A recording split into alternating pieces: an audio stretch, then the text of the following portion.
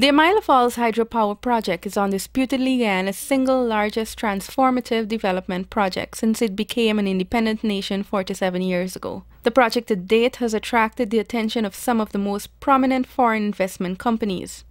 The promise of cheap electricity, which is only one of the benefits that will be derived, has resulted in the project winning the full support of the majority of the Guyanese population. On July 25, the government hosted another consultation exercise which saw a wide cross-section of stakeholders engaging in open and frank discussions on aspects of the project. The Amaila Hydro Project can be best described as the single largest investment in Guyana's history.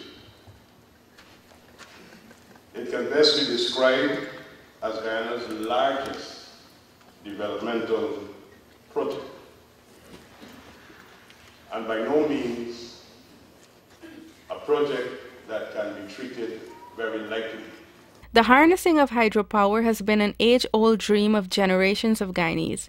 At this stage of the country's development, the realization of this dream makes more economic sense than ever before.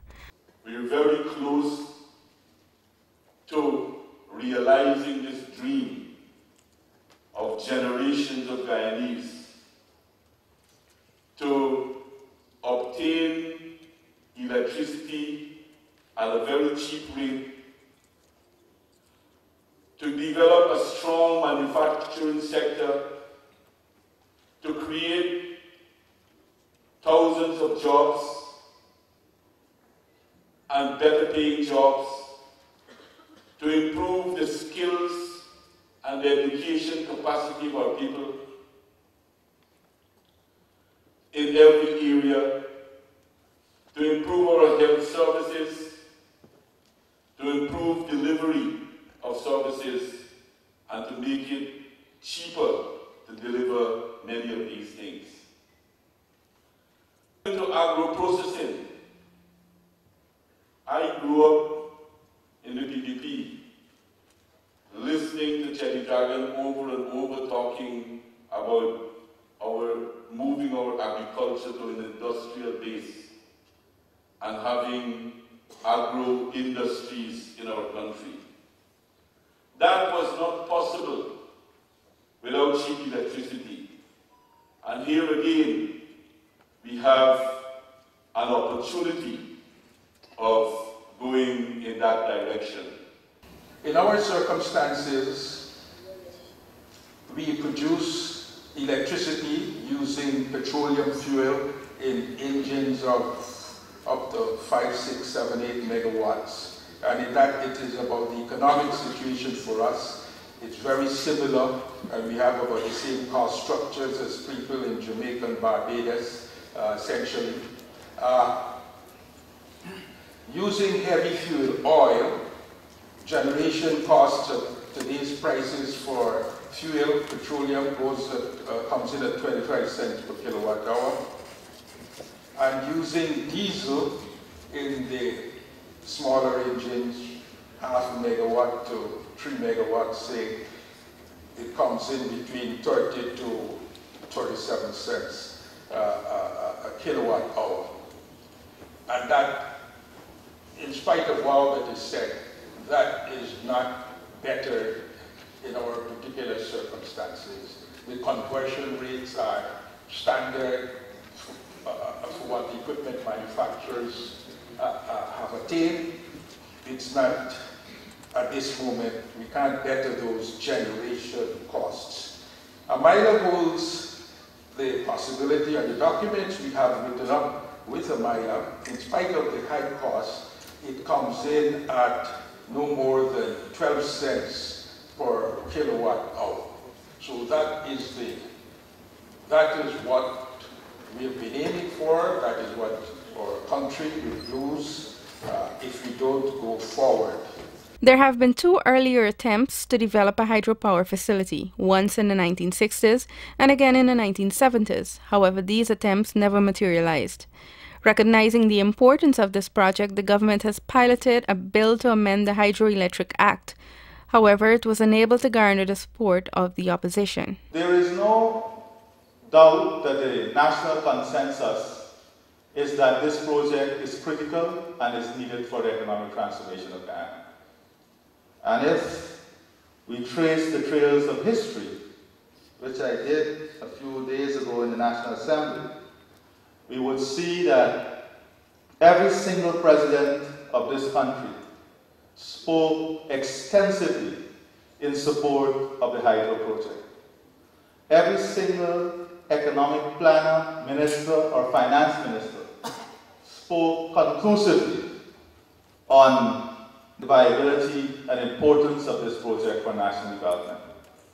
For a matter of fact, it was the late President Hoyt writing to the IDB in relation to the objections raised by Venezuela then that said that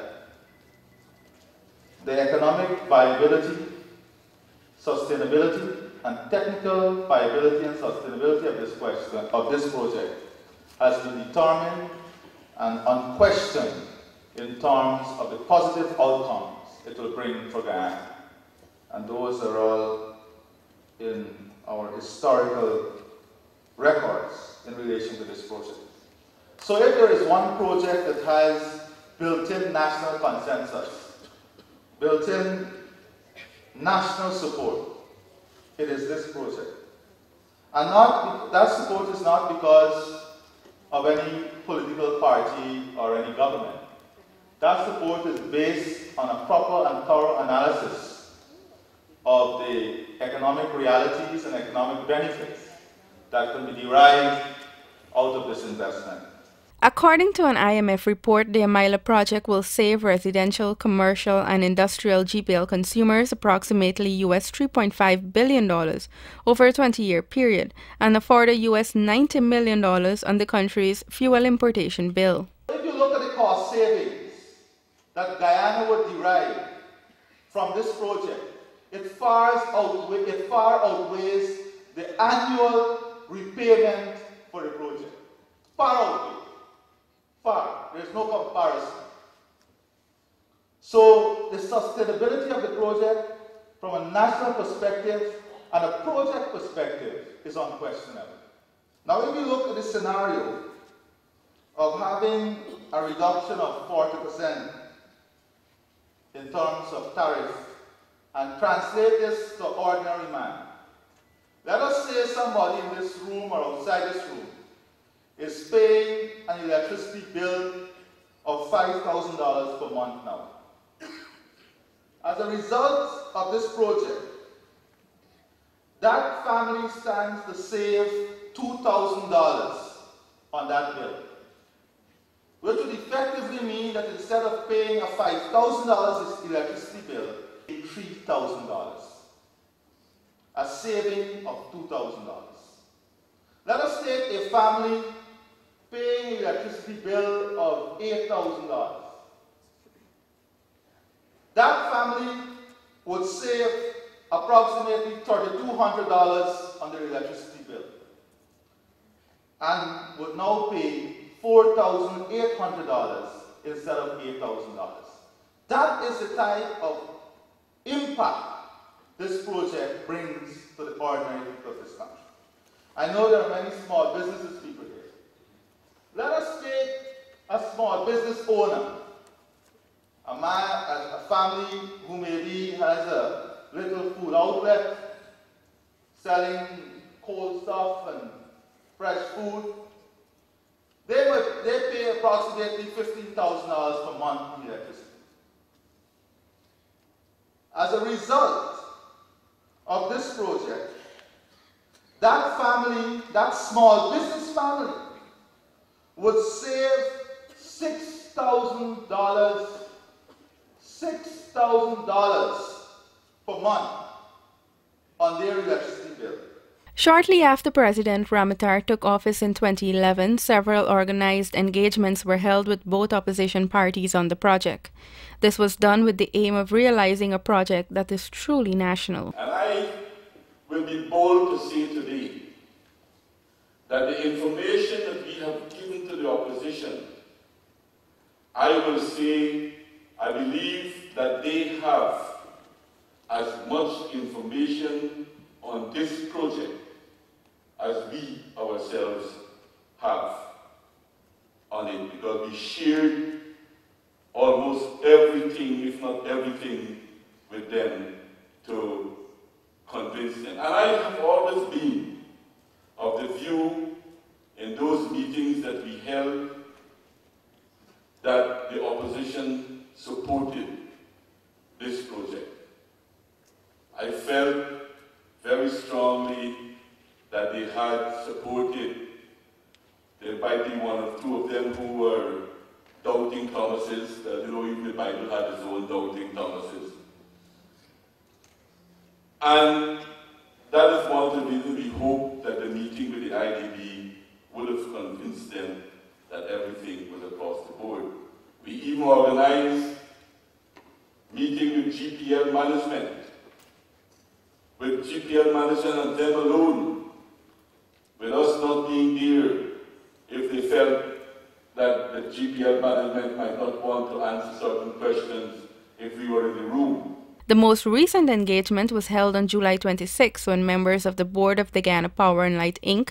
appeared before the Parliamentary Sectoral Committees on Economic Services and Natural Resources. This is not a project that we can bargain, give me this and I give you that. This is not that type of project. This project must stand on its own.